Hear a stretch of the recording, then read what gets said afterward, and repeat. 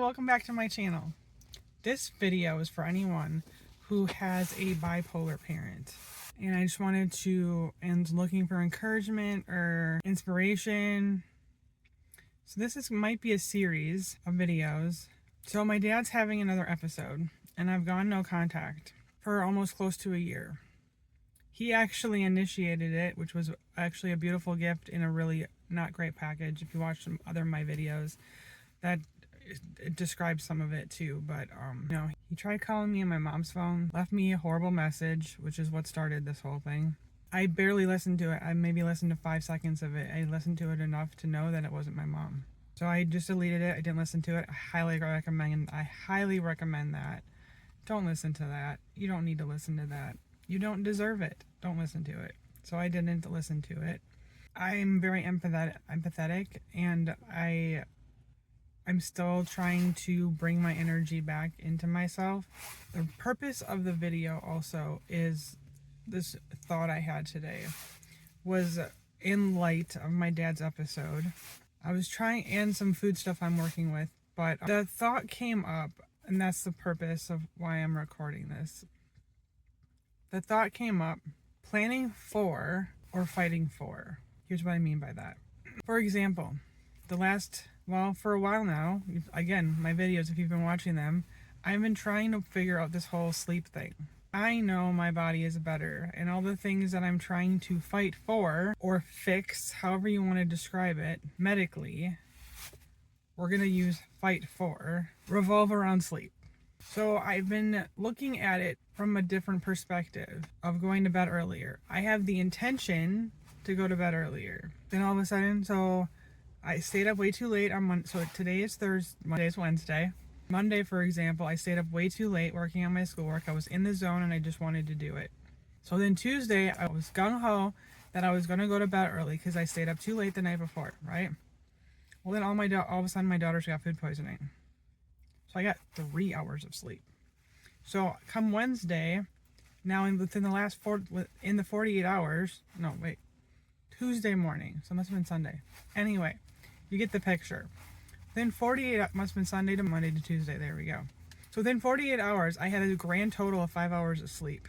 I was determined Tuesday night to go to bed early. I started at 8 o'clock, 8:30, 8:45. When I say started, I put some vegetables in the oven so I could have vegetables because I was in the mood. I had enough, I had the bandwidth to do it at that moment. And I wanted to see if my sweet potato was still good yet. So far I didn't get sick, so, and tasting fine. Anyway, so I tested out the sweet potato, and I'm like, I'm not going to go through all this work of making the sweet potato and it'd be gross. So I cut up a couple pieces, and I'm like, well, I have a whole bunch of Brussels sprouts I need to get cooked. So I put them in the oven, and I did some dishes, and I got some other things put away. And of course, anybody knows if you have a sick kid, it's not going to be fast. So, and then of course my daughter, because she had slept on and off throughout the day, now she's chatty Cathy at the end of the night, right?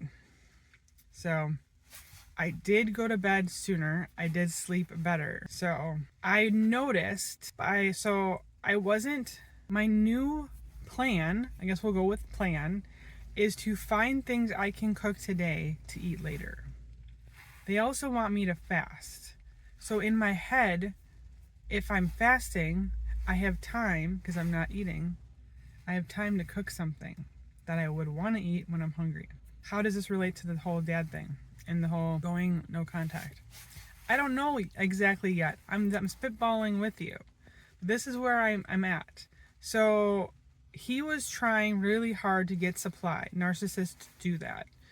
I don't know if all bipolar are narcissists. I don't know. I'm dealing with a narcissistic bipolar person. I don't know if it's the same. I have no idea. So then he even tried to call on my mom's phone. He texted me.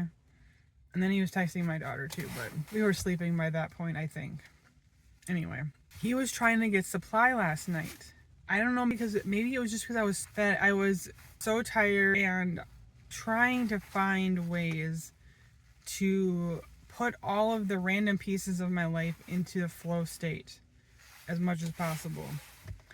Because I'm also recovering from anxiety, which I think I'm doing fantastic about, but it's still tricky. Probably because my dad's having an episode. So I'm really thankful that my anxiety is doing pretty good. So when he gets like this, you never know what's going to happen. You never know what he's going to do. What he does to himself, I can't control anything that he does. But I don't know if he's going to come over to my house.